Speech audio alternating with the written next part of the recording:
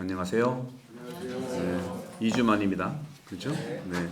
오늘 그 교재 여기 믿음으로 오르는 천국의 계단에 몇 쪽을 보시냐면은 152쪽, 151쪽 오늘 부활 대축이라고 딱 맞는 주제입니다. 151쪽을 보시면 거기 7강이죠. 7강. 일곱 번째 제목 한번 우리가 읽어볼까요? 제목 시작. 십자가와 부활 신앙의 그리스도. 네, 십자가 신앙과 부활 신앙의 그리스도. 근데 그림을 보시면 그림이 뭐가 있죠? 그림? 십자가가 있는데 십자가가 어떻게 가운데 예수님이 어떻게 뻥 뚫렸죠? 십자가는 십자가인데 뭐예요? 무슨 십자가? 이런 걸 뭐라 그래요? 그대로 보시면 십자가가 없죠, 그죠? 가운데 예수님이 없는 십자가. 그렇죠. 네, 그거는 빈 십자가. 그냥 그대로 비었잖아요, 그죠? 네, 빈 십자가. 그래서 십자가는 예수님이 돌아가신 십자가인데 지금은 뻥 뚫려서 안 계시죠, 그죠? 비었잖아, 그죠? 왜 비었을까요? 그렇죠. 아유, 여러분들 뭐 그냥 세례 드려도 되겠다. 네. 그러니까 이 그림만 봐도 여러분들 이 의미를 알 수가 있는데 오늘은 여러분들께 부활 대축일이고 의미가 있는 우리 그리스도교에서 가장 중심이 되는 신앙의 축일이기 때문에 굉장히 중요한 몇 가지 주제들을 여러분께 말씀을 드리도록 할게요. 거기서 이제 152쪽부터 보시면 여러분 쭉 읽어보시고요. 어제 저도 강론 때 말씀드렸고 도대체 이 십자가와 부활이라고 하는 이 차원에서 좀 보신다면 몇 가지 주제들이 있어요. 일단은 십자가 하면은 생각나는 십자가의 의미 한번 우리가 생각을 해보고 십자가 그 다음에 이제 부활이 어떤 뜻이냐 하는 거죠. 부활 십자가. 근데 분명한 것은요, 그리스도교의 출발, 그리스도교가 생긴 거는 십자가와 관련이 있긴 있지만 십자가 중심이 아니에요. 세상에서는요, 십자가 져서 돌아가신 분이 한두 명이 아니에요. 그렇죠? 근데 모두가 짊어졌다고 그리스도교가 탄생된 건 아니죠. 그러니까 굉장히 중요한 건데 십자가 굉장히 중요한 중심이지만 십자가가 그리스도교 탄생의 출발점은 아니에요. 뭐냐? 부활입니다. 부활. 예수님이 부활했기 때문에 사람들이 모인 거예요. 십자가 졌을 때 다 도망갔어요. 여러분도 고생해서 십자가 지면 다 도망가. 근데 뭐 금이환영해가지고 막 풍채도 있고 돈도 있고 사람이 뭐랴 하고 온다니까. 이게 사람이 이중성이 있는 거예요. 예수님은 십자가로 돌아가신 걸로 끝났다면 그리스도도 끝난 겁니다. 없어요. 이게 굉장히 중요해요. 그래서 우리 성당을 보게 되면 여러 성당이나 교회에 보면은 맨 꼭대기에 어떤 표시가 달려 있죠? 십자가 달려 있잖아. 그 망한 놈은 십자가를 왜 달고 있냐 이거야. 근데 해석을 하는 게 중요해요, 여러분들. 이게 이제 요즘 중고등학생들도 그렇고 대학도 그렇고 이걸 이제 조금 말하면 문해력이라고 문장을 해석하는 능력이 있어야 돼. 문해력. 이 문해력이라는 건 또 독해력이라는 말도 있죠. 독해라는 건 뭘 뜻하는 거죠? 그 문장을 파악을 하는 거잖아요. 성경도 여러분들 읽는 게 굉장히 중요한데 읽기만 한다고 성경이 알아지는 게 아닙니다. 나는 뭐 100번 읽었네, 5번 읽었네. 훌륭한 일이에요. 읽는다고 성경에 있는 내용을 아느냐? 그건 다른 문제라니까. 물론 마음의 자세는 돈독해지고 그런 건 있지만 중요한 건 읽는다는 것은요, 사실은 글자 한자의 의미를 파악하려서 선생이 필요하다. 모든 분야는 선생이 필요해요. 그 선생 중에 선생이 누구냐? 예수님이 선생님이다. 예수님을 진정으로 만나면 나도 잘 알게 되고 세상도 알게 되고 그런 거죠. 그래서 이 십자가와 부활에 대한 이 부분들을 보면 그리스도교의 출발과 탄생은 십자가다 부활이다. 어떤 거예요? 십자가의 부활이에요. 부활인데 이것이 중심. 부활한 사람, 예수님의 부활을 목격한 사람들이 모여서 십자가에서 돌아가실 때는 다 도망갔다니까요. 따라다니던 제자들 다 도망갔어요. 베드로도 뭐 당신을 끝까지 따라가겠습니다 했더니 예수님이 달기 울기 전에 몇 번 배반한다고 그랬어요? 왜 세 번일까? 3~4번이지 뭐.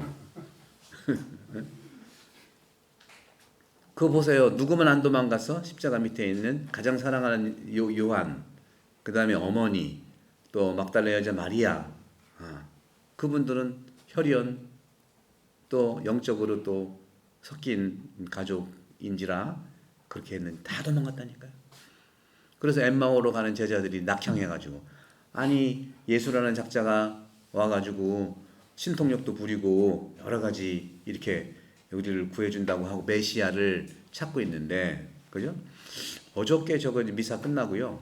미사 끝나고 이제 방에 미사 끝나기 10시 반, 11시쯤 됐나? 들어왔는데 PBC 우리 가톨릭 평화방송에서 벤허하다고 벤허를 하더라고. 그걸 보면 못할 것 같아서 봤던 건데 또 하길래 한참 좀 봤어요. 했더니 또 안 보였던 장면들이 보이더라고. 그 벤허 만든 감독이 대단한 분이에요. 아주 그 제가 말씀드리는 내용들이 이미 다 대사로 있더라고요. 그래서 이야, 기가 막힌 영화다. 그러니까 이 명작들은요, 인기에 한계가 없어. 인기에 그 뭐라고 하냐, 유효기간이 없다는 얘기죠. 성경은 더 오래됐잖아. 성경이 3000년 됐고 구약만, 신약은 2000년 됐는데 성경에 유효기간이 있나요? 없어요. 계속해서 그 진리에 대한 것들은 확대 재생산되고 사람들이 그 진리를 만나가지고 구원의 길로 간다는 거죠. 거기서 벤허라는 것이 어떤 뜻이냐면요. 벤허는 벤이라는 게 히브리 말인데 벤은 가문이라는 뜻의 가문. 허는 그 사람 성이에요. 그러니까 허씨 집안 얘기요. 허씨 집안. 벤허. 근데 거기 이제 둘 절친이었던, 그죠? 절친, 호민간으로 온 절친이었던 이름이 뭐 잊어버렸네. 그 사람하고 벤허하고 또 친구 유다 친구인데, 서로 이제 어렸을 때 같이 자도 친구였지만 얘는 로마 사람이고 이 사람은 유대 사람이니까 그렇게 이제 그런 갈등들이 있는데, 거기서 제가 기억났던 장면이 뭐냐면 호민간으로 다시 온 그 사람하고 거기서 이제 떠나는 사람이 둘이 대화하는데 예수에 대한 얘기를 잠깐 하는 거예요. 그러니까 호민간으로 온 그 친구는 뭐 별거 있겠냐고, 뭐 로마야말로 황제가 신인데 무슨 여러 신들 필요 없다 하니까 또 서로 대화 중에 너 그러면 생각에 대한 너 아이디어, 생각에 대한 그 생각 어떻게 너 무찔릴 수 있겠냐? 아주 그 로마라고 하는 것도요, 제국인데 생각으로 사실은 시스템이 되는 거고, 생각이 사람들을 관리하고 교육시키고 건축, 문화, 종교, 양식 할 것 없이 이 생각이라는 체계적 생각이 모든 시스템이 이루어져 가지고 제국을 건설하는 거잖아요. 그러니까 이 사람의 생각이라 아이디어라는 것은 그냥 우리가 아는 그런 생각이 아니라 체계적인 이 나라에 대한 것, 세계 지배에 대한 것, 세계 사상에 대한 것. 오늘날 세계 사상들은요, 물질주의적인 측면이 너무 강해서 예수님이 이미 구약도 그렇지만 예수님이 이미 말씀하셨던 내용이 계속 반복돼요. 너는 만몬을 믿을 거냐 하느님을 믿을 거냐. 만몬은 돈이잖아요. 돈이냐 하느님이냐. 지금도 마찬가지입니다. 그때도 마찬가지고요. 경제 그리고 시스템, 황제를 신이라고 했다. 로마의 황제 신 하나밖에 없어. 이 사람들 그냥 밀어붙이면 돼. 뭐 어쨌거나 이런 얘기들. 그런데 호민간으로 이제 그 떠나는 사람이 그렇게 달러. 이번에 그 예수를 얘기하는 거든. 예수를 얘기하는 그 사람은 달러. 뭐가 다르긴 달러. 이렇게 얘기를 이제 하고 있는데, 이 십자가와 부활이라고 하는 관점에서 이 부활이 굉장히 우리에게 중요하다는 말씀을 드리고서 근본적으로 제가 어저께도 그런 말씀을 좀 드렸어요. 거기 이제 여기 책 교재 154쪽을 보시겠어요? 154쪽을 보시게 되면 하느님의 나라 소제목이 있죠. 하느님의 나라. 이 하느님 나라와 관련돼서 예수님의 이 십자가 어떻게 우리가 이해할 수가 있겠는가? 예수님이 십자가에서 어떻게 돌아가셨는가? 그 하느님의 나라는 어떤 나라인가? 그 하느님 나라는 다스린다는 것이 굉장히 중요한데요.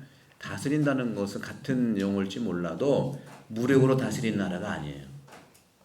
여러분들 성당도 마찬가지예요. 성당도 본당 신부가 있어가지고 지시하면 쫙 움직여지는 것도 아니고 그렇다고 내가 경찰도 있는 것도 아니고 검사도 있는 것도 아니고 여기에 구치소에 있는 것도 아니잖아요. 그렇잖아요?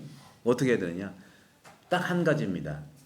십자가는 사람을 죽이는 형벌이었는데 예수께서 십자가를 침으로써 우리를 구했다는 거죠. 우리를 구한다는 게 뭐예요? 두 가지. 세상의 죄와 나의 죄. 세상의 죄는 집단으로 이루어지는 폭력. 그러니까 말씀드리면 이제 기득권을 가지고 있는 사람들이 얘기하는 거죠. 저도 이제 어저께 이제 부활 미사 오신 분도 계시는데 그러면 성경 특히 복음이 얘기하는 예수님의 메시지는 뭐냐? 복잡할 것 같죠? 그리고 지난 2주 전에 제가 예수님의 생각이라든가 태도라든가 또 마음 다 얘기했잖아요. 그런데 그러면 복음서, 구약도 마찬가지지만 복음서에서 예수님이 얘기하고 있는 메시지는 뭐냐? 정확하게 세 가지로 요약할 수 있어요. 뭐냐? 첫 번째, 우리나라 한국 분들이 늘 만나면 하고 있는 말하고 똑같아요. 여러분들 오랜만에 친구 만나면 또 오랜만에 어르신 만나면 뭐라고 인사해요? 진지 드셨슈 그러잖아. 그러니까 밥은 먹었니 하는 거예요. 밥은 먹고 다니니 하는 거죠. 그러니까 밥 못 먹고 다니는 사람들과 함께 식사를 하는 것이 예수라는 말이죠. 이게 굉장히 중요한 거죠. 두 번째는 어디 아픈 데는 없어요 하는 거예요. 몸이 아픈 사람, 마음이 아픈 사람, 또 생각이 아픈 사람한테 기적을 이루어줘서 열병 치유해주고 눈먼 사람 치유해주시고 간질병 환자 일으켜주시고 죽은 사람 일으켜주고 그러니까 아픈 사람을 살리는 게 바로 예수님의 복음의 내용이에요. 끝으로는 평안하냐 항상 물어요. 평안하냐. 예수님은 부활하신 다음에도 뭐 먹을 것이 없는가? 그래서 생선을 직접 구워서 주잖아요. 제자들한테. 먹는 게 굉장히 중요합니다. 먹는 게. 특히 못 먹는 사람에게 음식을 제공한다는 것 자체가 굉장히 중요한 예수님의 십자가를 짓는 의미가 공생활에 쭉 있는 거예요.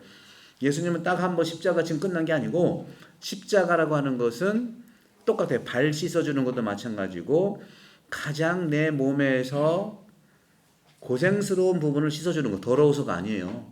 본인이 씻어야 되는데 예수님이 씻어주는 것은 사랑 때문에 씻어주고 사랑 때문에 십자가를 지고 사랑 때문에 밥 먹었냐 물어보고 사랑 때문에 아픈 데 없냐고 물어보고 사랑 때문에 평안하냐고 물어보는 거거든요. 한국 사람들이 오늘날 같이 너무 세계화돼 가지고 좋은 거는 있지만 우리 거를 많이 잊어버리는 그 부분을 예수님이 항상 얘기했기 때문에 한국은 선교사도 없이 스스로 복음을 받아들이는 거거든요. 그러니까 우리는 스스로 복음을 받아들였다는 거 자부심 갖는 건 당연한데 그것만 가져서는 안 된다는 거죠. 그럼 뭐 때문에 그러면 우리가 스스로 받아들였냐? 우리가 예수를 알기 이전에 이미 우리는 예수를 살고 있었어요. 그걸 우리는 정확히 보셔야 돼. 그러니까 여러분들 교회 예배당 크고 뭐 큰 데가 정말 예수님을 닮은 교회냐 하는 것은 상식이 통하고 없는 사람들이 대접받고 아픈 사람들이 케어받고 불안한 사람들이 평안하게 하는 그곳이 교회고 성당이지 그렇지 않은 데는 성당 아닙니다. 교회 아니에요. 그걸 정확하게 보셔야 돼요. 오늘날 어마어마하게 커지는 예배당 성당도 뭐 그럴 수도 있죠. 그런데 자세히 보셔야 돼요. 그 아무 데나 가면 안 돼요, 여러분들. 근데 인간들은요, 사람들은 이중성이 있기 때문에 초라하면 안 가려고 그래. 그리고 엄청나게 크면은 가가지고 자기가 큰 집의 주인이 된 것처럼 착각하고 왜?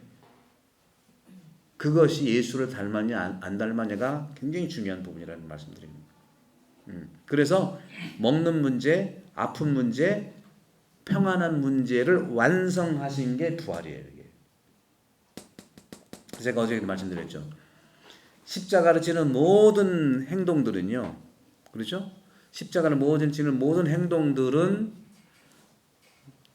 자기를 따라오는 분들, 사람들에게 맑은 삶을, 맑게 해주도록 사는 삶을 살도록 예수님이 발도시켜 주시고, 또 함께 먹기도 하고, 그죠? 그리고 병자 치유 기적도 일으켜 주시고, 또 평안하게 마음을 건드려 주시는 분입니다. 이게 바로 예수님께서 십자가를 지신 이유예요. 십자가 진다는 것은요, 우리를 맑게 하려고 그러는 거예요. 맑게. 맑음의 반대는 뭐예요? 더러운 것도 있고 또 뭐죠? 예. 맑게 한다는 것은, 예, 저는 교회 용어를 잘 안 쓰려고 해서 맑다고 하는 건데, 정화를 얘기해요. 정화. 예수님이 왜 돌아가셨냐면, 맑은 곳으로 있어야 되는데 맑지 못한 것을 고발하니까 죽은 거든. 뭐예요? 성전이 맑아야 돼. 예수님이 돌아가신 이유는 두 가지예요. 외적으로 두 가지. 어떤 거예요? 성전이 맑지 않았어. 그 당시에. 거기에서 커미션이 이루어지고, 하느님한테 예물을 바치라니까 꼭 성전 앞에서 장사하고 있네. 성전을 중심으로 해서 장사하는 커미션들이 얼마나 막, 이게 이제 경제 카르텔이야. 그래서 예수님 와가지고 들러 엎었잖아요. 장사하는 걸 들러 엎었다고. 상인을 뭐라고 한 게 아니에요. 그 종교가, 성전이 장사와 연결돼서 커미션 먹는 거예요. 또 한 가지는, 예, 재물을 바치고, 또 한 가지 돈에 관계된 거. 그다음에 헌금을 해야 되는데, 헌금이 어떤 헌금이냐? 성전에다 바치는 그 돈은 따로 해야 돼. 모든 돈들을 각자 알아서. 우리도 대한성당에서 헌금하려면 어떤 돈을 내야 돼요? 한국 돈 내야 되잖아. 근데 저는 달러도 받아. 괜찮아. 그리고 우리 고향 사람, 우리 지역 화폐도 받을 거라니까. 근데 예를 들어서 다른 거 다 안 됩니다. 그냥 성당에서 성당 화폐를 만들어낼 테니 꼭 이걸로 바꾸세요. 커미션 얼마인데. 이렇게 하는 거라니까. 그래서 이 돈 문제를 예수님이 건드렸더니 종교 지도자들 저놈 죽여야겠다. 그래서 돌아가신 거라니까. 성전 정화 때문에 그래요. 그러니까 부패하고 막지 않는 곳을 맑게 하는 저 사람을 죽여라 그런 거거든요. 오늘날도 마찬가지예요. 여러분들, 성당이라든가 교회가 건강하다는 것은 맑게 하는 정화 능력이 있느냐를 봐야 돼요. 그러려면은 거기에 종교의 지도자들이 맑아야 되고, 종교 지도자들이 하는 말들이 건강해야 돼요. 너무 정치적이서는 안 되는 거예요. 아주 이상하게 우리나라는 그렇죠. 예수님은 정치를 한 게 아니라 정치보다 훨씬 위에 있는 세상의 모든, 뭐라고 해야 되냐? 정치보다 높은 게 뭐예요? 정치보다 높은 게 뭐죠? 모두가 해당되는 게 뭐예요? 네? 살림. 우리 부인들을 뭐라 그래요? 살림한다고 그러잖아. 그래서 우리 옛날에 소개할 때 뭐예요? 바깥 양반, 안 양반, 안 살림 하시는 분이라고 하잖아요. 그렇죠? 그래서 우리는 살리미스트, 예수님은 살리미스트예요. 그걸 또 누가 배웠는지 어느 당 후보는 또 먹고 사는 이지 뭐 이렇게 하더라고. 예수님만 닮으면 이겨요, 여러분들. 권력을 잡아서는 안 된다고. 그래서 저는 그 많은 우리가 선거로 인해서 이제 우리 봉사자, 지도자가 아닙니다. 백성의 봉사자 뽑는 거예요, 여러분들. 그러니까 여러분들 이 기준을 분명히 가지시고 한국 분들의 보는 목민관의 모습이 있어요. 정약용의 목민심서가 그거잖아요, 그죠? 그런 점에서 목민관을 뽑는 심정으로 그렇게 예수님은 닮은 사람을 뽑아야 되는데, 그렇게 이제 보시면서 우리가 이제 이 십자가에 대한 이 부분들을 이제 말씀을 좀 드리고 싶고, 어제도 말씀드렸으니까 이제 넘어가도록 하고요. 그래서 거기 보시면 157쪽을 보시면요. 157쪽을 보시면 네. 예수님이 맨 위에 예수님이 사람들과 하신 식사. 그래서 밥은 먹고 다니니 그래서 식사를 항상 하시는 거예요. 식사. 예수님은요 제자를 뽑으신 다음에 먹는 것을 제일 먼저 하셨어요. 먹는 거. 예수님의 행적에는 식사 얘기가 많이 나와요. 그래서 아까 말씀드린 이 맑음 때문에 그러는데 성전 정화 때문에 그래서 여러분 우리 성당 들어가 보셨잖아요, 그죠? 성당 들어가 봤으면 성전이 있잖아요, 그죠? 성전이 맑아야 돼. 맑다고 하는 것은 기도하는 거예요, 기도. 예수님 그랬잖아요. 장사하는 것을 들어 엎으면서 장사하는 집으로 만들지 마라. 아버지의 집을 장사하는 집으로 만들지 마라. 왜? 아버지 집 성전은 어떤 집이다? 뭐 하는 집이다? 장사하는 집이에요? 뭐 하는 집이에요? 뭐 하는 집이죠? 네, 말씀하셨네. 어떤 집? 기도하는 집이에요. 기도하는 집. 근데 여러분들 기도 어떻게 하시는지 아세요? 기도 어떻게 하시는지 아세요? 여러분 마음대로 하시면 돼. 기도는요, 여러분 부모님들한테 배우시면 돼. 여러분 부모님들이요, 성당을 다녔든 안 다녔든 기도하는 걸로 여러분들 키웠다니까. 저는 우리 교우들한테 그렇게 해요. 기도를 배우려면 여러분들의 어머니, 여러분 할머니한테 배우라. 저도 우리 할머니한테 기도 배웠다니까. 물 좀 떠다 주실래? 제가 열광하다 보니까 막. 그래서 그 기도 할머니가 이제 안 계시고 그러면 뭐 물어볼 수는 없겠지만 제가 그래서 우리 성당이 이제 7월 정도면은 우리가 이제 성전도 완성이 되고 제가 그 같이 함께 해가지고 이쪽 우리 기도공원도 조성 중이잖아요. 기도공원 왜 조성한 거예요? 기도하는 집을 만들려고 하는 거예요. 기도를 하면 여러분들 우리나라가 요즘에는 사회복지가 너무 발달되어 있어가지고 웬만한 건 몸에 대한 거, 뭐 여러 가지 치료에 대한 거, 뭐는 다 웬만하면 여러분 어디 가면 다 배워? 주로 어디가 출근하시잖아. 어디 출근하세요? 출근 몇 개 하실 걸? 몇 개 안 다니시나? 여러분 집 근처에 있는 데 있잖아요. 어디? 복지관. 그렇지. 복지관. 여러분 주로 다니시는 복지관이 몇 군데 되죠? 그죠? 복지의 원조가 성당이요. 그럼 성당에서는 뭐 배울 거냐? 복지관에서는 여러 가지 배우는 거 있잖아요. 글씨도 배우고, 뭐 스마트폰도 배우고, 몸 건강도 배우고, 또 수영장 가면 수영도 배우고, 뭐 다 이게 복지인데 성당에서 배울 게 뭐 있을까요? 기도예요. 수많은 복지관이 있지만 기도를 함께 해줘야 하는 데는 없죠. 성당은 유일한 복지가 기도 복지야, 기도 복지. 그러니까 여러분들 그건 내가 책임을 지고 7월에 이제 완성이 되면 제가 성당 또 이쪽 그 새로 만든 제 3동에 기도를 할 수 있는 이 기도는 천주교 실제가 아니더라도 오실 수 있어요. 제가 알려드릴게요. 제가 그 전문이에요. 제가 23년 동안 학생들과 함께 기도하고 저는 두 가지가 전문입니다. 예수님에 대한 거와 기도 이 부분인데 여러분 걱정하지 마시고 여러분들 몸기도 영혼기도 영기도 엄청 많아요. 그러니까 그런 거를 기대하셔도 좋고 올해는 준비를 하고 내년도에 개강을 할게. 여러분들 주변에 기도만 하면 여러분 끝나는 치유의 완성이 되는 거예요.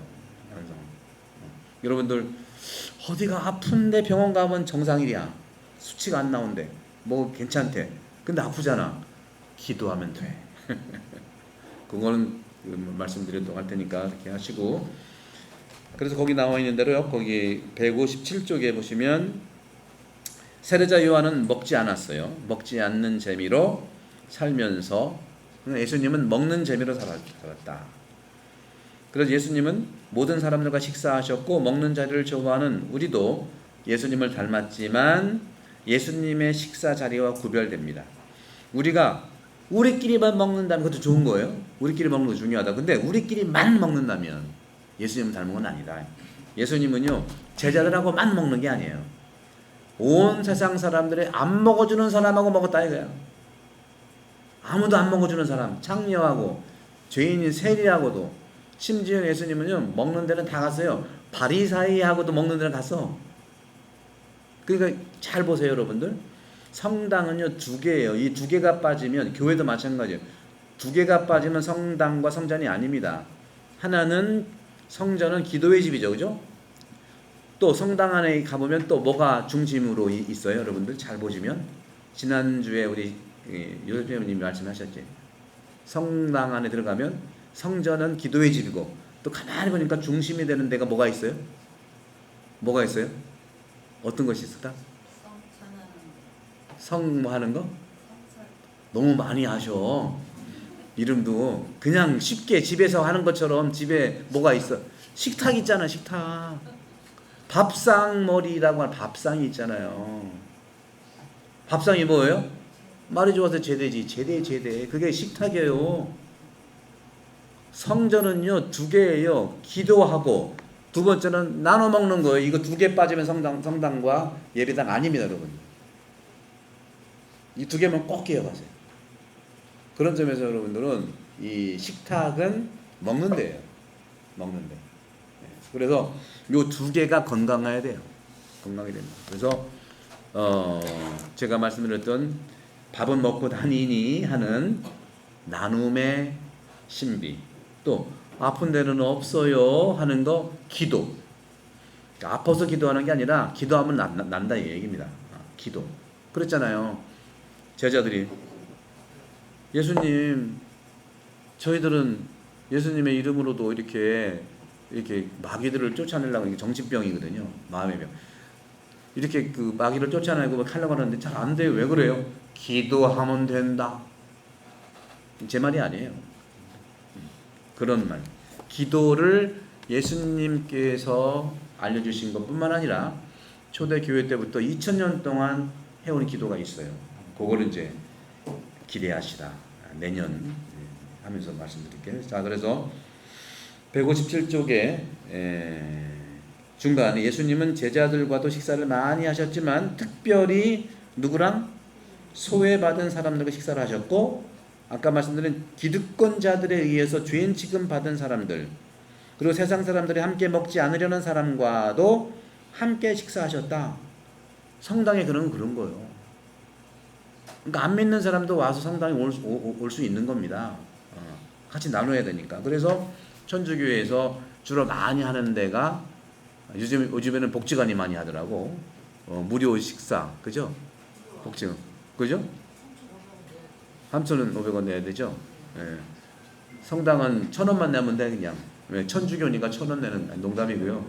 예. 성당은 우리끼리 아직은 이제 왜 성당은 저런 게 있어요. 우리도 그런 그 무료 급식소 하는 데도 많거든요. 성당이 많은데 본당 같은 경우에는 복지관에서 하니까, 그러니까 세상에 사람들이 하지 않거나 하지 못하는 걸 우리가 해야지. 세상에서는 똑같이 하면 안 되죠. 우리나라는 그렇잖아. 우리는 이쪽에 장사가 잘해. 옆에 또 똑같은 거 차려. 뭐 하자는 거야 지금. 그죠? 성당은 세상 사람들이 세상에 이런 하지 못하는 것을 할 수 있는 것, 그렇게 보시면 좀 되고요. 자, 그래서 식사 얘기가 쭉 나오면 그 식사가 성체성사를 얘기하고, 여러분들도 이렇게 교리를 6개월 동안 받는 이유가 식사하려고 하는 거예요. 영성체. 자, 그렇게 보시고요. 그래서 그 예수님이 외적으로 십자가를 진 이유는, 돌아가신 이유는 성전 정화 때문에 그렇다는 거, 맑게 하려고 하는 거. 두 번째는 지난주에죠. 지난주에 비가 와서 그렇지만 예루살렘 입성 사건 때문에 그래요. 이건 정치적인 이유 때문에. 정치적인 이유. 예루살렘 입성은 왕으로서 예루살렘 입성하는 건데, 이 정치 지도자들이 깜짝 놀란 거예요. 아니, 왕은 시저고 로마의 시저고 우리 헤로데도 있는데 저 사람이 왕이래. 그래서 긴장해가지고 정치적인 걸로 오해해서 예수를 죽인 거예요. 성전 입성. 어느 왕이 입성할 때 낙이 타고 옵니까? 낙이. 그러니까 너무 놀래도요. 뭐 보고 놀랜 것은 소뚜껑 보고 놀랜다는 말 있잖아. 예? 잘한가요? 이 미리 자기가 죄가 많으니까 겁내가지고 미리 죽이는 거죠. 그래서 예수님이 십자가를 지은 이유는 성전 정화 사건인 맑게 하는 사람들의 기도의 집을 만들기 복원하기 위해서 장사를 걷어 넘긴 거, 이런 장사하는 사람들의 이런 카르텔을 없애버리니까 죽인 거고, 이 사람들이. 또 하나는 성전 정화의 측면과 또 하나는 예루살렘 입성, 왕으로서 입성하는 것은 영적인 왕을 얘기하거든요. 세상의 왕이 아니에요. 너무 중요한 거죠. 보이는 왕이 아니라는 거죠. 그걸로 인해서 정치 지도자들에 의해서, 두 지도자에 의해서 십자가에 돌아가셨는데, 더욱더 중요한 것은 안 죽을 수도 있는 거예요. 안 죽을 수도 있어요. 왜? 명명백백하게 그 사람들이 얘기하는 대로 하면 되는 거죠. 근데 못 알아듣는데, 이 사람들이 그 예수님은 왜 돌아가셨는가? 그들이 파놓은 구렁텅이에 일부러 빠진 게 아니라 스스로 십자가를 졌다는 거예요. 굉장히 중요해요. 스스로. 여러분, 천주교는요, 억지로 할 이유가 없어요. 모든 게 자유예요. 혹시 성당 여러분 세례받은 다음에 대부님이나 누가 이렇게 하세요, 저렇게 하세요, 명령은 안 하시겠지만 안내는 괜찮아도 이렇게 지시나 명령은 저도 지시하지 않습니다. 여러분들의 자유를 존중하기 때문에 뭐든지 십자가를 져도 여러분 스스로 지는 거예요. 근데 문제는 뭐냐면, 물론 저도 안내를 해야죠. 안내를 잘하면은 많은 사람 오게 돼 있어요. 근데 사람이 왜 안 올까요? 안내는 하지 않고 지시하는 거예요. 이러면 안 돼, 저러면 안 돼, 저러면 돼. 이게 성당도 꽤 많아요, 여러분들. 태안성당은 많지 않지만 굉장히 많아요. 세례 받은 다음에, 지금 여러분 세례 전이니까 어서 오세요 하지만, 세례 받은 다음에는 아무래도 여러분들 저하고 6개월 동안 있으면 친하잖아요. 우리가 너무 친해서 반갑게 하면 신부님한테 그러는 거 아니요, 뭐 이러고. 이래서 안 나온 사람이 엄청 많아요, 여러분들. 그분들은 모르고 하는 말이니까 그렇게 해도 된대 하고 가시면 돼. 그런 상처받지 말라고. 이 말 때문에 성당 못 나오는 분들이 있긴 했는데, 제가 이제 많지는 않을 것 같아요, 쭉 지켜보니까. 그래서 저도 우리 교우들한테 수탁이 3년째 얘기하기 때문에 지금은 안 그래요. 그래도 그럴 수가 있으니까 잘 여러분들이 방어를 하시고, 아니 신부님하고 6개월 동안 교리 받고 했는데 그 정도 하면 그게 죄는 아니잖아요 하고서 이렇게 대화하면서 하셔도 됩니다. 면역력을 길러라. 아셨죠? 네, 그렇게 하시고, 자, 그 다음에 이제 159쪽에 나왔죠. 중간 밑에서 하나, 둘, 셋, 넷, 다섯, 여섯, 7개 보면은 예수님은 이렇게 물적인 나라, 이런 육적인 나라의 왕이 아니라 영적인 나라의 왕이기 때문에 낙타를 타고 겸손하게 입성하신 거죠. 요것 때문에 그랬다는 말씀 드리고, 다음에 160쪽을 보면 예수님 죽음의 이유 좀 말씀드린 겁니다. 지금까지 말씀드린 거니까 넘어가고, 161쪽에 보시면 아랫단락에 예수님의 죽음에 적확한 이유는 성전 정화, 성전 본래의 순수성과 순기능을 회복하려 했던 예수님의 뜻이라는 거죠. 그 다음에 163쪽을 보시면 163쪽의 중간쯤 보시면요, 중간에서 하나, 셋, 네 번째, 오직 예수님의 시선은 하느님의 시선입니다. 그건 영적인 시선이라는 거죠. 세상의 법칙이 아닌, 그러니까 세상의 법칙 무시한다는 게 아니라 세상의 법칙을 뛰어넘는 하느님의 법칙, 영적인 법칙으로 가는 평행선, 그러니까 영적을 하는 것이다 라는 말씀드립니다. 자, 그러면 164쪽을 보시면 이제 오늘 중요하게 말씀드리고자 하는 거, 십자가에 대한 부활도 마찬가지고, 십자가에 대해서는 이 대속이라는 말을 제가 말씀을 드릴 거고, 부활에 대해서는 화해라는 말을 말씀드릴게요. 화해, 대속과 화해. 십자가로 예수님께서 우리 죄를 갚아주시고 용서했다고 그랬잖아요. 십자가로 갚아주는 게 대속이고요. 부활로 우리를 화해시켜 주신 거예요. 부활로 화해시켜 준 거죠. 완전하게 화해를 시켜 준 것이죠. 이게 굉장히 중요한 개념들입니다. 이 두 개가. 이 개념만 알면은 우리 믿는 사람들끼리뿐만 아니라 세상에 오해를 갖지 않을 수 있다는 말씀을 드리고 싶어요. 대속이라는 게 뭐냐? 거기 164쪽에 나오는데 대속이라는 것은 한마디로 말하면 대신 속죄한다는 거예요. 대신 속죄가 대속이에요. 우리의 죄를, 특히 나의 죄를 예수님이 대신 속죄했다, 그 뜻입니다. 근데 이게 오해가 될 소지가 굉장히 많아요. 제가 아는 그거는 검사가 있었어요. 검사가 그분이 신자인데 저한테 이제 질문을, 신부님, 예, 질문이 하나 있는데, 그 말씀 얻은 거지 말씀하세요. 제가요 이해가 안 되는 게 하나가 있습니다. 뭐예요? 하나밖에 없나? 뭐예요? 신부님, 복음에서는 그런 말은 없는데 신앙에서 대속이라는 말이 있는데, 대속이라는 말은 대신해서 죄를 갚는다는 건데, 아니 자기가 죄를 졌으면 자기가 갚아야지 왜 남이 갚습니까? 여러분 어떻게 생각하세요? 역시 검사다운 질문이야. 그럼 어떻게 생각해요? 대속은요, 아니죠. 대속은 자기가 지은 죄를 남이 갚아주는 건데, 자기가 지은 죄는 자기가 갚아줘야 되니까, 그럼 자속이겠네, 자속? 그럼 대속이냐 자속이냐, 이 개념이 확실해야죠. 그죠? 그분의 입장에서는 그 말이 맞는 말이죠. 자기가 잘못했으면 자기가 속죄하고 갚아야지 왜 남이 갚냐고요. 어떻게 생각하세요? 이 부분에 대해서 어떻게 생각하세요? 이거 여러분 잘 보셔야 돼. 여러분 인생 살면서 분명 옆집 사람이 잘못했는데 내가 갚아줬어. 어떻게 해야 돼? 법적인 문제로도 많이 여러분들 태안에 사시는 분, 살러 오신 분들 사이에 크고 작은 일들이 막 일어나잖아. 제가 볼 때는 우리 한국 분들이 아직도 이게 마음이 더 열인지 강한지 모르겠지만 이런 일들이 소소하게 막 일어나요.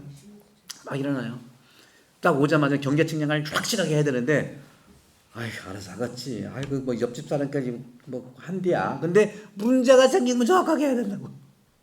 그리고 안 해놓으면 자꾸 들어오고 이런 것들. 또 어떻게 때는 또 뭐 이렇게 있는 사람이 온 사람은 뭐라 그러고.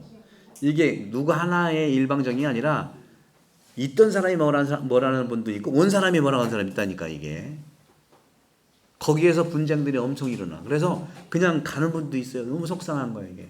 여러분 오늘 확실하게 대속 개념을 아시고 지혜롭게 하십시오. 만약에 오시면 다 커서 오시는 거잖아. 그리고 태안 같은 경우에는 여생을 크게 편안하게 살고자 오신 거잖아요. 여생을 정말 편안하게 살려고 물 좋고 바다 좋고 산 좋고 들 좋고 공기 좋은 곳에 왔는데, 옆집 만난 이 이웃 사촌이라고 하는 분들의 이런 갈등 때문에 그냥 도로 가는 경우가 있다니까. 그럼 저는 자꾸 말려. 이게 그런 거니까 가지는 말고 옮겨서 이렇게 미리 잘 알아보는 게 좋겠다 하는. 그리고 우리나라 사람들은요, 화해 이 개념과 대속 개념이 확실하면 사회가 훨씬 더 나아져요. 서양 사람들은요, 대속과 화해 개념이 사실 뭐 없다고는 할 수 없지만 법적이기 때문에 아주 인간미가 없다니까. 그런 게 있어요. 그러면 어떤 거냐? 대속은 자기가 지은 죄를 남이 갚아주는데, 그 남이 딴 사람이 아니라 자기 부모라고 생각해 보십시오. 근데 이것도 너무 지나치면 문제가 심각해지는 거예요. 아들, 딸들이 빚진 거 왜 엄마 아빠가 갚아주냐고. 이건 대속이 아니야. 이건 벌어뜨리는 거라니까. 제가 지난주 2주 전에 강의할 때 어린 아이들 가정에서 했을 때 절대로 심리적 불안을 만들지 말자고 그랬잖아요. 그리고 어른으로 키우기 위해서 아무거나 해주지 말라고 그랬잖아요. 그런 데에서 이것들이 제대로 일어나지 않는 거거든요. 그래서 결론적으로 말씀드리면 대속은 뭐냐면요. 대속은 여기도 썼어요. 꼬마 때 하는 일입니다. 자기가 갚을 수 있는 능력이 없을 때 갚아주는 거예요. 꼬마가 막 운동하다가 축구를 하다가 발로 뻥 찼는데 그 공이 옆집 유리창을 깨버렸어. 그럼 어떻게 해? 누가 잘못한 거야? 꼬마가 잘못했잖아요. 그럼 꼬마가 뭐 돈이 있어 뭐가 있어? 그럼 누가 갚아야 돼? 엄마가 갚아. 이게 대속인 거예요. 이거는 사랑이야. 사랑 때문에 갚아주는 건데 얘 컸을 때는 그 찍어 갚아야 될 거냐. 그게 또 사랑이고 부모에 대한 또 사랑이잖아요. 뭐든지 이렇게 사랑으로 풀어가면 되는 거죠. 능력이 안 되면은 어렸을 때는 부모가 사랑의 마음으로 아직 갚아주는 거고 한 40, 50 됐는데도 계속 갚아주니까 이건 문제가 심각하다니까. 그거는 대속이 아니에요. 이거는 정말 그거는 어른 되는 길을 막아버리는 거라고. 그런 경우는 어떻게 할 것이냐? 자속을 해야지. 자속을 해야 되는 거예요. 여러분 이거 정확하게 아셔야 돼. 이거 이게 그건지 그게 거꾸로 하는 게 많아요. 커서도 대속시켜주고 아이고 내 탓이야 하고 또 속으로는 내가 너한테 어떻게 했는데 아이고 그러지 마세요. 그래서 우리 그 천주교회 그 황신부님이라고 계시죠? 그분이 그렇게 그 얘기를 옛날부터 해가지고 돈 절대로 자녀한테 주지 말라고 하고 막 하니까 신부님한테 다 줘가지고 지금 잘하고 있다니까. 좋은 일 많이 하시죠. 신부님 말 많이 하시죠. 기도해 주셔요. 저한테는 주지 마. 나 그거 못해. 나는 이렇게 알려주기도 바쁜데 이건 예수님의 대속 개념을 여러분 정확히 알면은 그게 맞는 말이에요. 그죠? 그래서 대속 개념이 풀렸죠. 그죠? 풀린 거예요?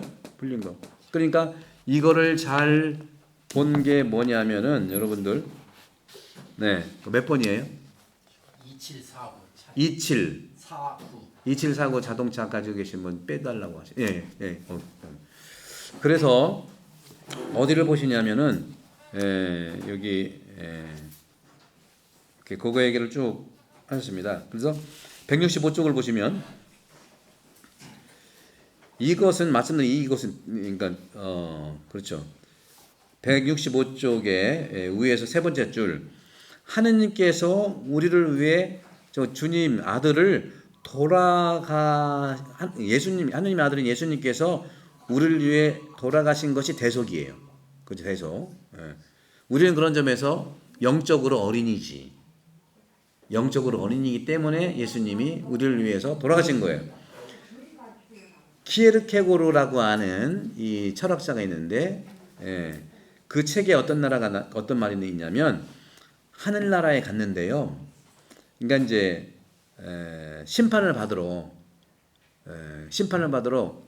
공심판에서 심판을 받아가지고 천국이냐 지옥이냐 하는 그런 길목에 어떤 사람이 지나가는 과정 오른쪽 유리벽에 있는데 그 유리벽에 자기가 평생 살았던 죄목이 다 써 있더라는 거예요. 이런 죄 저런 죄 이런 죄 저런 죄 이런 죄로 봐서는 난 지옥행이야. 그 실망을 해가지고 이게 그러니까 심판 받으러 가니까 오른쪽에 자기가 평생 지었던 죄가 쫙 써 있더랴. 유리벽에 적혀 있는 자신의 죄. 근데 어떤 사람이 지우개를 가지고 다 지워주더래. 그거를 자기 죄를 거기 나오잖아. 누가 지워줬느냐? 예수님이 지워줬다는 거. 이게 대속이라니까. 어려서 영적으로. 그러니까 회개하는 게 중요하다는 거죠. 예수님이 다 지워줬다는 이야기도 대속에 대한 이 철학자의 고민스러운 표현인 거예요. 사도 바오로도 우리 죄를 위해서 돌아가셨다는 우리가 죄를 지었는데 그 죄를 갚아주시기 위해서 돌아가신 분이 예수님이라는 거죠. 근데 우리는 어렸을 때나 그렇게 갚아주지 커서는 아닌 거죠, 여러분들. 영적으로 성장하십시오. 그래서 우리는 영적으로 어른이 돼야 된다는 말씀 드리고 싶은 거예요. 그래서 165쪽의 마지막 단락 보시면 나의 죄를 누가 대신 갚아주는 것만이 아니라 어렸을 때 그죠? 내가 갚는다는 자속 또 내가 기어 갚는다는 참여 연대 참여 구원론 연대 구원론은 지금 교황님이신 프란치스코 교황님께서 강조하시는 겁니다. 중세 때 나온 이 대속 구원론은요 매일 내 탓이라고 하는 우리 그 미사할 때 내 탓이요 내 탓이 하잖아요. 그 내 탓이라고 하는 죄의식을 가지고 성당에 나오는 데서 근본적으로 166쪽을 보시면 넘기시면 사랑의 대속 구원론은 아담과 하와처럼 죄짓기 이전에 하느님의 모습으로 돌아가자는 거예요. 그 여러분들 그 몇십 년 전에 가톨릭 그 평신도 사도직 협의회에서 네타시오 운동을 했었어요. 네타시오 운동. 우리가 맨날 미사 때 네타시오 하니까.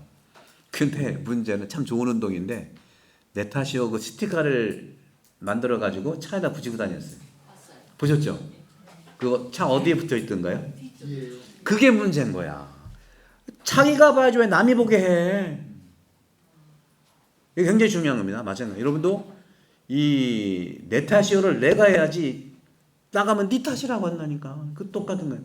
그럼 자동차 뒤에 붙이면은 자기는 보는 거야, 안 보는 거예요? 누가 봐? 남이 보잖아. 남이 보니까 남 탓이다. 내 탓이라고 하니까 본 사람이 내 탓이다.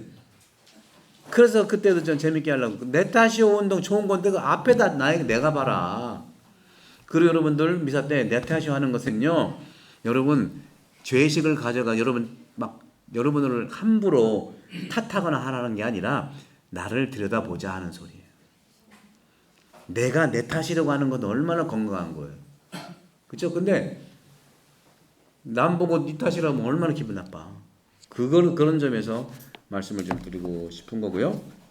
그렇게 이제 보시고 166쪽도 마찬가지. 166쪽 마지막 부분에 보면 바오로 사도의 대속구원론도 성경에 토대를 두고 있는 거지만 연대구원론으로 나가는 것이 우리 예수님의 이 구원론과 관련이 있다는 말씀 드리고 싶어요. 따라서 내 개인의 죄뿐만 아니라 세상의 죄까지도 짊어지시는 예수님을 바라보라 하는 거죠. 내 스스로 짊어지는 걸 십자가를 짊어지는 걸 얘기를 하죠.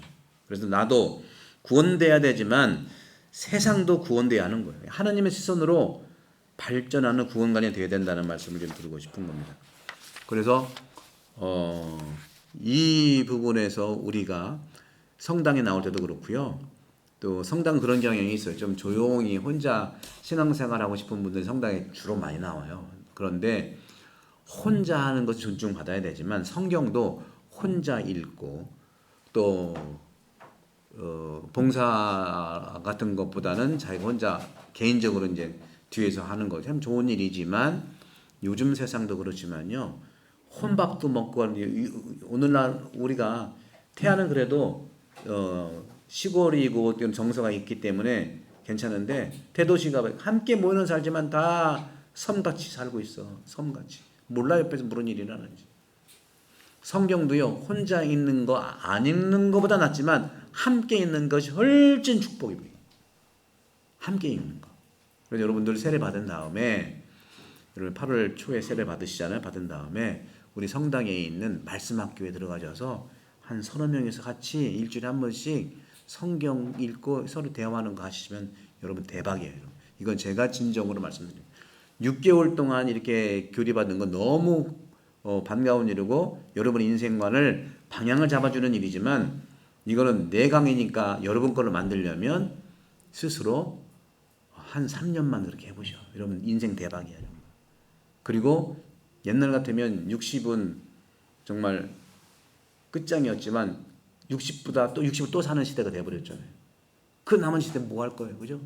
인생관에 있어서 깊어지는 이 시간을 잘 다스리면 좋겠다 하는 말씀을 드리고 싶어요. 자, 그렇게 하시고 이제 부활에 대한 부분들이 이제 제가 어저께 강론 때도 말씀드렸으니까 보시면서 부활은 뭐냐?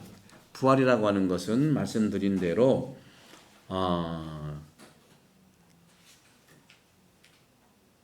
따뜻하게 우리를 용서하시는 그리고 부활을 어떻게 이해하려면은 안 보이는 것까지도 믿는 걸 얘기해요. 다시 말하면 부활이라고 하는 것은요.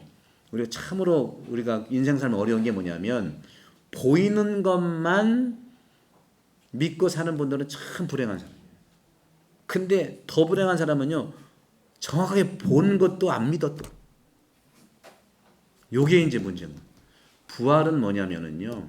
인생을 살면서 보이는 것만이 아니라 상대방과도 마찬가지예요. 상대방 대화를 할 때에도 상대방에 의한 잘 경청을 하고 그 경청한 그 내용의 마음까지도, 마음은 안 보이잖아요. 마음까지도 이해하고 바라보려고 하는 이런 영적인 성찰이 있을 때 부활신앙도 가능합니다. 다시 말하면 가장 내가 볼 때는 불행한 사람이 누구냐면, 나는 인생을 살아가면서 오직 보이는 육체만이 나다 하거든요. 정말 불행한 사람. 육체만이 내가 아니라 그 육체 안에 있는 영적인 존재로서의 나를 바라봐야 된다. 그건 어떻게 해야 돼요? 내면의 작업을 해야 돼요. 내 마음은 안 보이지만 내 마음을 들여다보고, 내 안에 있는 하느님의 숨인 영, 내 영을 좀 느껴야 되고 하는, 그거를 이해할 때 예수님의 부활도 이해하는 겁니다. 부활은요, 절대로 인간의 감각, 인간의 그 보이는 것만으로 이해될 수 없는 거예요. 여러분도 여러분 안에 있지만 보이는 것만, 여러분들 보이는 그 팔이, 저도 요즘에 엘보 때문에 좀 아픈데, 보이는 이 팔이 엘보를 그렇게 막 이렇게 느끼고 하니까 막 치료하는데, 안 보이는 마음이 아플 때는 치료를 당연히 해야 되잖아요. 안 보이는 마음도 내가 정확하게 들여다봐야 돼요. 내 마음도 들여다보고 내 생각도 들여다보고, 이것이 부활에 대한 부분하고 굉장히 관계이죠. 그러니까 들여다본다는 게 굉장히 중요합니다. 여러분, 관세음 보살 불교도 그렇잖아요. 불교에서도요, 우리 천주교와 복음하고 유사한 부분들이 제일 가까워요. 또 뿌리로는요, 또 같은 뿌리의 영향들이 있거든요. 다만 불교에서 얘기하는 그분들도 이 지상을 살다가 부처가 돼서 저 극락으로 가야 되는데, 우리도 마찬가지예요. 이 세상이 끝이 아니라는 걸 믿는 데가 불교거든. 우리도 마찬가지예요. 극락이 있는, 우리도 천국이 있는 거죠. 근데 불교에서는 뭐가 있냐면 관세음 보살이라는 게 있어. 알죠? 관세음 보살, 관세음 보살. 관이라는 건 보는 걸 얘기하는 거, 보는 거. 보는 거, 볼관자예요. 그리고 세음은, 음은 소리예요. 세상의 소리, 소리는 안 보이는 거잖아요. 들어야 되잖아. 그리고 그 소리가 보입니까? 들리지? 근데 중요한 것은 소리를 보라는 겁니다. 보라는 게 굉장히 중요해요. 제가 항상 말씀드리죠. 보이는 것만 추구했다는 절단나. 안 보이는 것을 보는 게 관세음 보살이에요. 보살은 이미 부처가 돼서 극락 갈 수가 있는데 그 극락으로 안 가고 지금 이곳에서 그렇게 살아가는 중생들을 보살펴 준다. 보살펴 주는 사람이 보살이에요. 보살펴 준다. 우리 보살님 그러잖아. 보살펴 준다. 천주교에서는 바로 세례를 받은 사람들이 부활을 체험한 사람들이에요. 부활은 뭐냐? 제가 세례라고는 나중에 또 말씀드리지만, 세례는 과거의 모든 삶을 마감하고 과거를 묻지 않아요. 새롭게 태어나는 게 영적인 탄생이 세례인데, 부활은 영적인 탄생의 세례가 완성되는 게 부활이라는 거죠. 그런 점에서 내면의 성찰, 내 마음을 들여다보고 내 생각을 들여다보고 결국에는 내 안에 있는 사랑을 만날 때 그 사랑이 예수 그리스도이고 그 사랑이 하나님으로 왔다는 걸 얘기하는 거죠. 어떻게 이해하시죠? 네. 나만 막 열내나? 이해하시니까 그렇게 보시기 바라고요. 그래서 저승에 내리시, 이것도 이제 제가 말씀드렸으니까 이제 넘어가도록 하고, 그래서 이제 다음에 이제 승천 대축일도 나오고요. 그다음에 성령 강림 대축일도 나오는데, 신앙적으로는요, 부활은, 그다음 예수님이 이제 발현하시다가 하늘로 올라가시는 게 승천 대축일이거든요. 그다음에 이제 올라가셔 성령을 내려 보내시는 거. 그래서 성령 강림까지는 부활의 완성을 얘기하는 거고, 이 부활의 최종적인 결론은 종말이에요, 종말. 또 예수님 오신다잖아요, 그죠? 여러분, 건강한 종교는요, 우리 신자들을 이렇게 속이는 게 아니라 신자들과 함께 이 속에서 보살처럼 사는 거예요, 보살처럼. 그래서 이미 천국, 불교식이라고 얘기하면 저쪽에 갈 사람들이 많은데 안 가고 여기서 그 세상을 잘 들여다볼 수 도와주는 분들을 여러분들은 보살이라고 할게요. 보살. 성당 보살. 성당 보살. 저는 보살 중에 보살. 네, 그래서 우리는 예수 그리스도인이다. 예수님. 그래서 여러분들은 또 다른 작은 예수님으로 사시고 우리도 예수님을 살면 돼. 예수님이 그렇게 보면은 보살인 거예요. 그래서 그렇게 이제 보시면서 시간이 이제 다 됐기 때문에 그 정도로 말씀을 드리도록 하겠습니다. 그러면 175쪽 거기 끝으로 175쪽을 보시면 질문이 4개 있잖아요. 간단하게 말씀드립니다. 파스카는 어떤 뜻일까요? 파스카는 지나가다는 뜻입니다. 구약에서는 이스라엘 백성들이 죽음의 땅인 이집트 종살이에서 지나가는 걸 얘기해요. 파스카, 지나가다. 여러분들 운동하다 보면은 축구할 때 이렇게 하면 공을 가지고 선수를 어떻게 해요? 일로 와, 절로 보내. 그럼 뭐라 그래? 패스. 패스가 바로 지나가는 뜻이에요. 죽음에서 생명으로 지나가다. 구약에서는 마지막에 10가지 재앙 중에 하느님께서 이스라엘 백성을 죽음의 고통의 땅에서 꺼내주신 거고요. 신약에서는 부활로 우리를 또 꺼내주신 걸 영적인 파스카다. 2번은 됐고요. 3번 대속 얘기했고요. 그 다음에 4번 예수님의 부활, 사도신 육신의 부활이란 뜻, 영육의 단일체로서 말씀드렸던 보이는 것만 천천히 말고 안 보이는 것도 만나자. 끝으로 이 화해. 화해라고 하는 것은요, 여러분들 화해가 어떤 뜻인 것 같아요? 여러분들 화해가 어떤 뜻인 것 같아요? 응? 화해. 여러분 이제 고해성사 배울 텐데 고해성사를 화해성사라고 그래요. 화해성사. 화해가 뭐냐면 여러분들 적당히 조금씩 양보해서 만나는 게 화해가 아니에요. 그건 화해가 그거는 뭐라고 하냐? 그거는 빠다제라고 그래. 빠다제. 무용 용어에서 기브 앤 테이크를 얘기하는 거예요. 화해는요 기브 앤 테이크가 아니에요. 착각하면 안 돼요. 하느님이 부활을 통해서 우리를 화해시켜 주셨다고 오늘 이제 열심히사 강론 열심히 합니다. 이걸 할 텐데 그때 또 말씀을 드리겠습니다만은 화해는요 갈등을 일으키던 두 사람이 서로 조금씩 양보해서 화해하는 것과 달라요. 그것도 화해는 화해인데 조금씩 양보해서 그러니까 성경의 화해는 아니라는 거죠. 성경에서 화해는요 이 대속을 할 때 화해가 되는 거예요. 컸어도 내가 당신을 위해서 내가 대신 하겠다. 이게 화해인 거야. 다시 말하면 우리가 죄를 지어서 하느님의 품을 떠나서 불화가 생겼는데 그 죄값을 하느님이 치러주시고 화해를 이루어주신 거거든요. 결국에는 우리는 사랑으로 받아들여야 된다. 예수님이 십자가를 졌다는 것은 세상을 맑게 살기 위해서 그랬잖아요. 그렇죠? 나도 맑게 해주시고 내가 맑게 못하니까 예수님이 맑게 해주신 거예요. 또 세상의 죄도 마찬가지. 세상을 맑게 하느라고 십자가를 그 세상의 죄를 짊어지신 거고 나의 죄를 짊어지신 것이 그런 것이고 또 화해라고 하는 것도 이렇게 대속으로 알아들을 때 최고의 사랑이 남을 위해서 우리가 죽는 경우가 한국은 굉장히 많았어요. 강제구속도 그랬고요.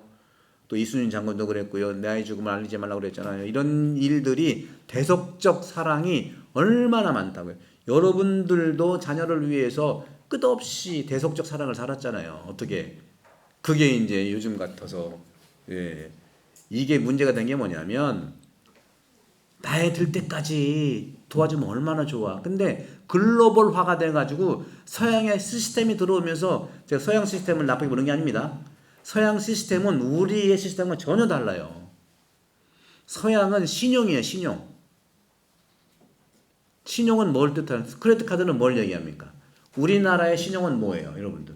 우리나라의 대표적인 신용은 계모임이고 서양의 대표적인 신용은 크레딧 카드야. 그럼 어떻게 달라? 서양은요 크레딧이 뭐냐면 실적이거든. 실적. 우리 한국의 크레딧은 뭐예요? 계모임은 뭐예요? 신용이 뭐야? 실적이 뭐예요? 아니요. 뭐예요? 뭐지? 얼굴이 신용이야. 얼굴. 나도 틀리지? 얼굴이 신용이라니까. 아는다 알아. 그래서 말이 믿는 도께 발등 지킨다고 하는 아는 사람한테 사기를 당하는 게 왜 그렇겠느냐. 서양의 신용이라는 이 수치가 들어와서 그런 것도 있어요. 우리나라까지 정말로 얼굴을 알고 다 알잖아요. 숟가락 몇 개까지 알잖아. 요즘에는 그 서양의 시스템과 우리나라의 얼굴 신용이 뒤섞여 가지고 지금 참 어렵습니다. 그러나 여러분 걱정하지 마세요. 우리나라가 이 앞으로의 전 세계의 중심이 될 테니까 걱정하지 마세요. 왜? 기본적으로 우리나라의 문화는 보재기 문화예요. 보재기 문화. 서양 사람들의 기본적인 그 문화는 007 가방 시스템이에요. 여러분 007 가방에는 뭐가 들어가요? 체계적으로 서류 들어가고 볼펜 들어가고 이렇게 들어가고 이렇게 들어가잖아요. 보자기에는 뭐가 들어가? 007 가방을 집어넣을 수 있는 거예요. 이게 근데 지금은 007 가방이 이기고 있는 겁니다, 여러분들. 우리나라의 보재기를 여러분들 포기하지 마시고. 다만 007 가방 시대가 됐으니까 그건 정확하게 해야 돼. 그거 안 하고 보재기 역할 할 수 없어. 무슨 말인지 아시죠? 이건 모든 종교, 정치, 문화, 경제, 종교 다 마찬가지예요. 그래서 우리의 고유의 이 신앙도 예수님조차도 우리가 이미 살고 있는 마음 안에서 발견할 수 있다는 말씀을 드리고, 또 다음 주에는 이제 8강부터 나가도록 하겠습니다. 성부와 성자와 성령의 이름으로 아멘. 감사합니다.